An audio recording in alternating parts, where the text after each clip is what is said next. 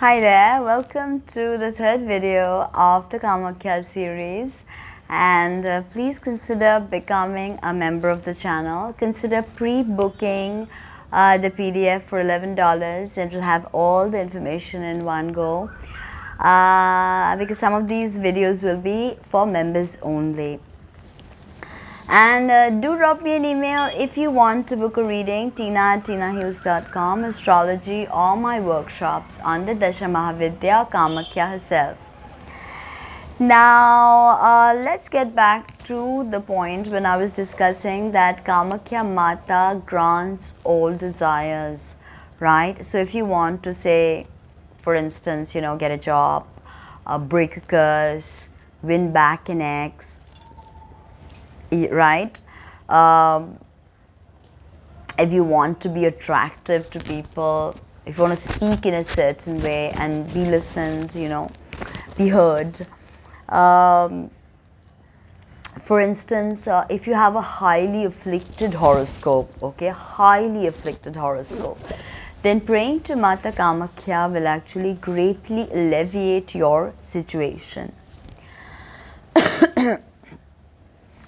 Kamakya is known as the bleeding goddess or the menstruating goddess, and this Kamakya Peeth or Mahapeeth is actually the center for Kulachara Tantra Marga, the Marga that I come from. The Kolas, the Kulacharas. The annual festival of this temple is Ambubachi Mela, and it happens in June. So as I said that I was hoping to take a small group of people and go and visit Kamakya, but June Ambubachi is already here. So possibly not this year, but very soon. I hope next year we can form a nice group and go during Ambubachi. Ambubachi Mela happens in June, and it is the time when we celebrate the menstruation of the goddess, for it's that menstruation that brings life, that results in all life. If a woman does not menstruate, then she is unable to conceive. So the human progeny also depends on menstruation. Remember that. Okay. And what's the most beautiful thing about Kamakya is as women we are told that our periods, our menstruation is something dirty. We are not allowed to go into the kitchen in many cultures. We are not allowed to cook. We are not allowed to pray in our temple, and that's pretty standard in India. You can't pray if you have menstruation. But here there is a system that celebrates the menstruation of the goddess, and it is the most important festival of the goddess.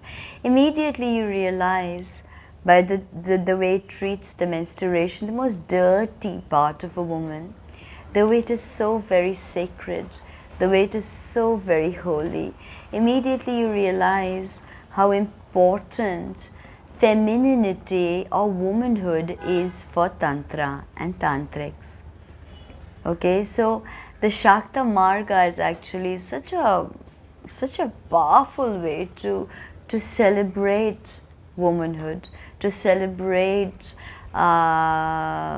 what patriarchy has lulled us into believing is evil. Because in most Abrahamic religions, women are considered evil. Even in Vedic religions, women are not allowed to pray. If they're menstruating, it's like some kind of evil. You stay away, because they're trying to keep you from the menstrual blood, which in fact is tremendously sacred. Of course, in the esoteric world, not only that, scientists are discovering that the menstrual blood actually has crazy amounts of healing properties, the plasma in it. So, it's not something to, like I said, to vilify, to repress, because it happens to everyone. It happens to your mother, your sister, your wife as well. Especially a woman has 3 stages, right? maiden, mother, crone. So when you're a maiden, you experience menstruation. And when you're a mother, your menstruation actually stops for 9 months while you're gestating. And then ultimately you start menstruating again, which culminates when you're a crone. And you're ready to now experience life after a whole cycle of experiencing menstruation. That's why the crone is so important, because she has seen so many summers and winters when she has bled into the earth. So also people with uterus, problems, like they can't conceive, they have cancer there, infertility, or even bad periods, doing Kamakya mantra can be greatly beneficial. That I'm forgetting what PBS, PCB or something, that extreme menstrual disease. And so doing puja and her mantra will greatly alleviate your condition. So here we are celebrating the menstrual bleeding of a goddess. How sacred is that? How powerful is that? So let's just take a moment to just close your eyes, take a deep breath and contemplate on this beautiful, profound mystery. Om Klim Klim Kamakya Klim Klim Namaha. Om Klim Klim Kamakya Klim Klim Namaha. Om Klim Klim Kamakya Klim Klim Namaha. So, like I said, that her womb of Sati, her vagina, this fell in Kamakya. And believe me, there is no statue, there is no idol, there's no murti that depicts the goddess Kamakya. There's a stone, and it is placed in Garbhagriha, which is the very hidden, secret chamber of the goddess. This stone is placed there, and it's covered with cloth, and it's worshipped as none other than the yoni of goddess Kamakya. Okay. Now, remember that this no Murthy Swarupa, that's this Nirakar Brahma. Okay, there's a Rajanikanta song that says, "Tumi Arupo Sharupo." Arupo means without rupa. Swarupa means you have a form. Shaguno, with gunas. Nirguna, without gunas. Dayal Bhayal Hori hai. So here the goddess is Nirakara. She's formless. She does not have a depiction. So your imagination is open, and you can depict her as you see fit, right? So the stone yoni. So the yoni that's kept in Garbhagriha is considered to be emblematic of her. It is a representation of her. Now there are lots of animal sacrifice stories that go around with Kamakya. The government has stopped a lot of these animal sacrifices actually, but some still do happen. But remember, no female animals are ever sacrificed in Kamakya. Okay, no female animals are ever sacrificed. Now many Vashikaran rituals are done here. Vashikaran is when you attract someone, when you have someone under your control. A lot of Vashikaran rituals are done here. And what I teach is, I don't teach Vashikaran and all of that. I give you Vashikaran mantras more for learning, more for education. I don't believe in Mohan Tantra, Vashikaran, Uchata and all that, okay? So, however, a lot of Vashikaran work is done there. What I teach is, I teach the Kamakya Kavacham, okay, which I will recite to you at a later stage on this in the series. Okay, now if you listen to this Kamakya Kavacha, you will have no fear of death. Of course, once you not just listening like without understanding, feeling, comprehending, interacting, participating with the Kavach. The key thing of Tantra is participation. If you can participate with the subject at hand, then you tend to learn a lot more. So, being ready to participate in the Kavach, understanding it, putting it on your body. If you recite daily, then you will have no fear of death.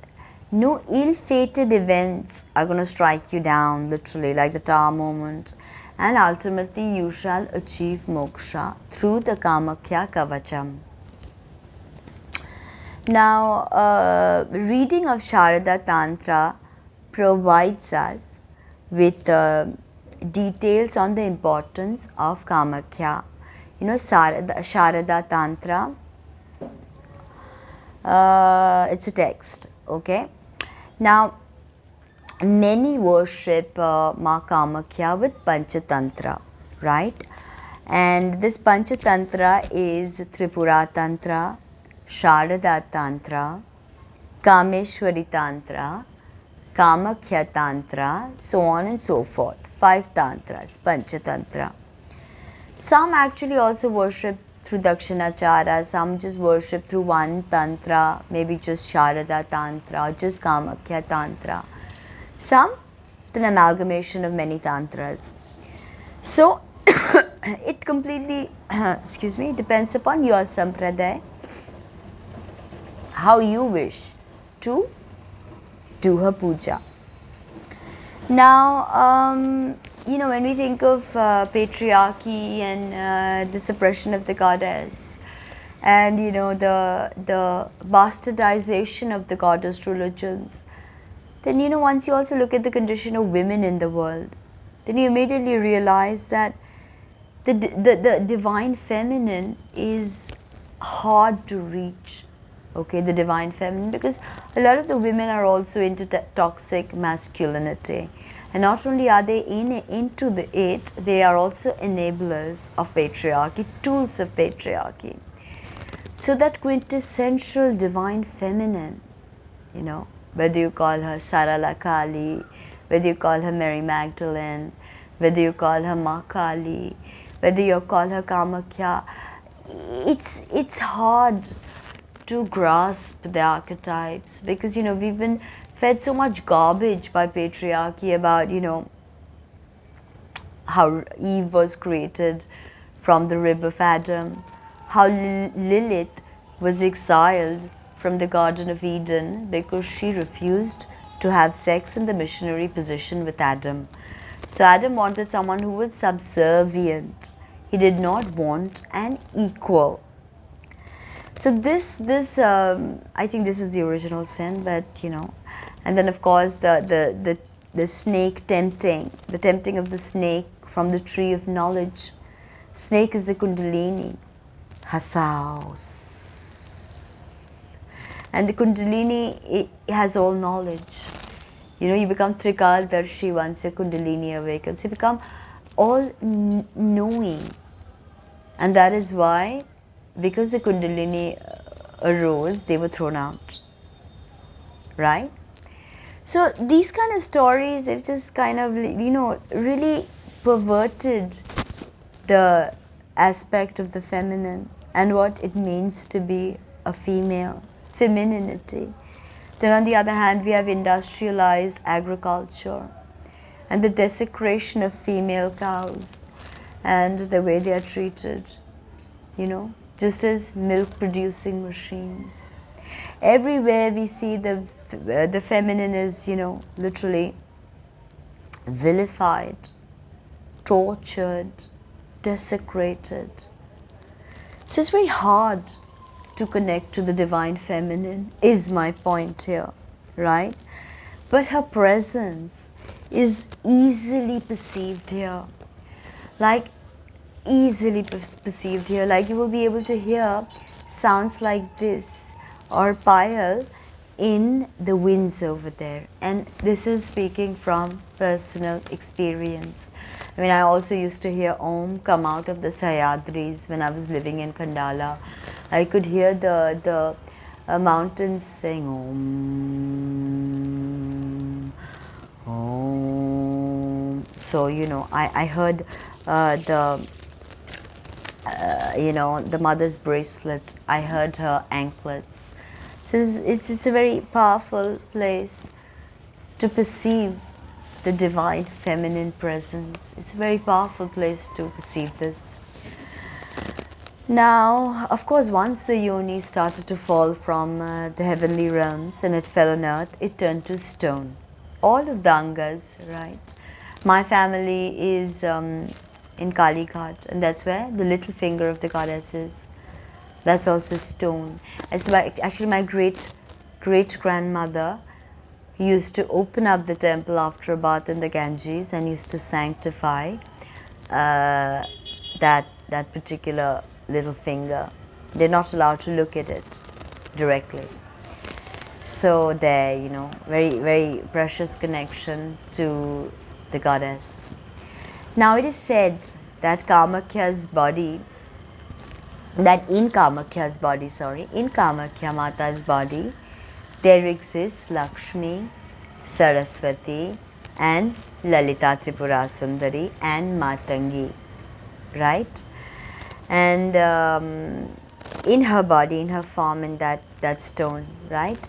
Lakshmi is there, Saraswati is there, Lalita Tripura Sundari is there, and Matangi is there. Remember, all these are the feminine mother matrix herself, but embodying different archetypes.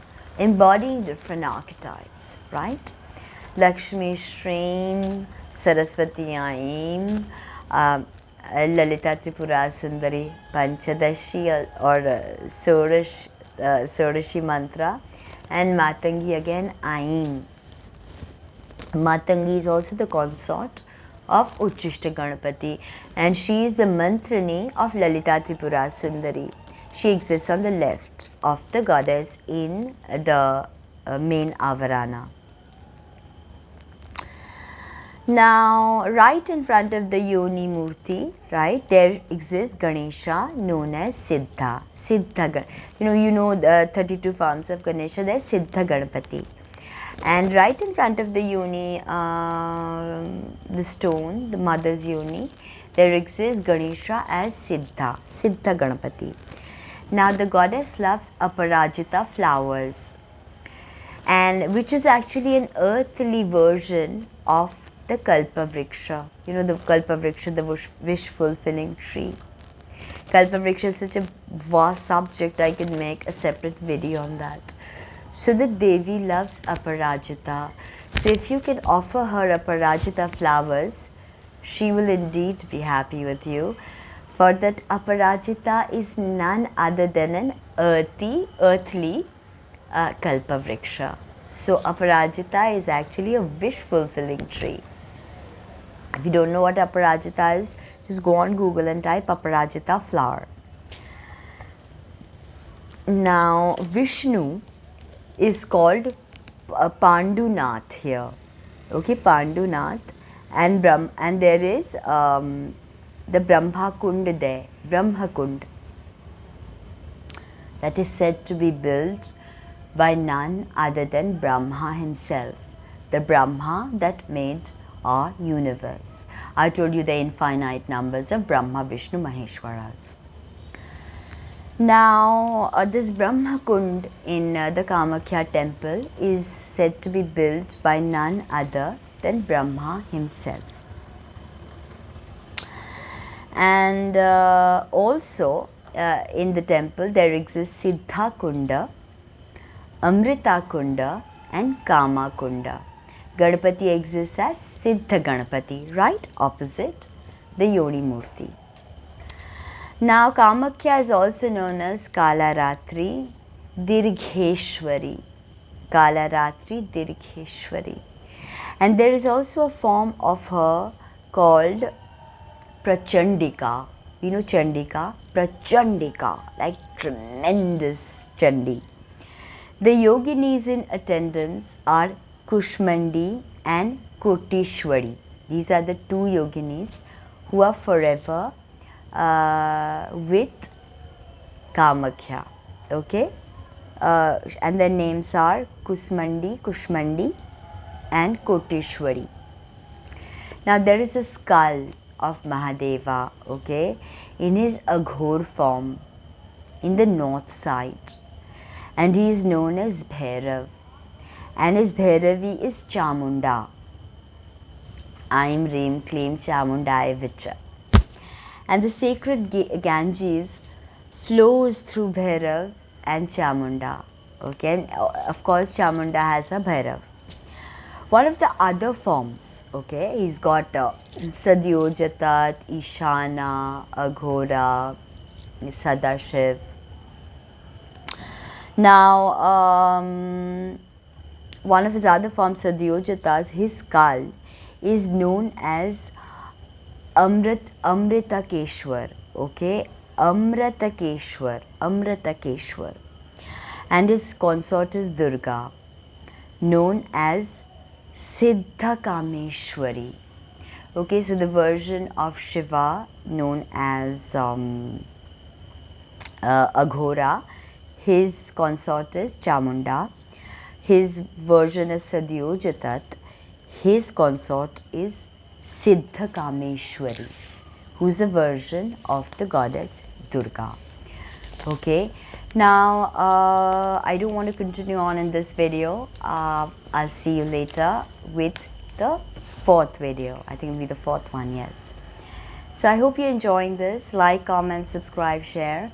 Pre-order the book on Goddess Kamakya if you're interested in this content, because you'll have all of this in a PDF. Okay, drop me an email to book a workshop or to book a reading, tina@tinaheals.com. Thank you. Speak soon.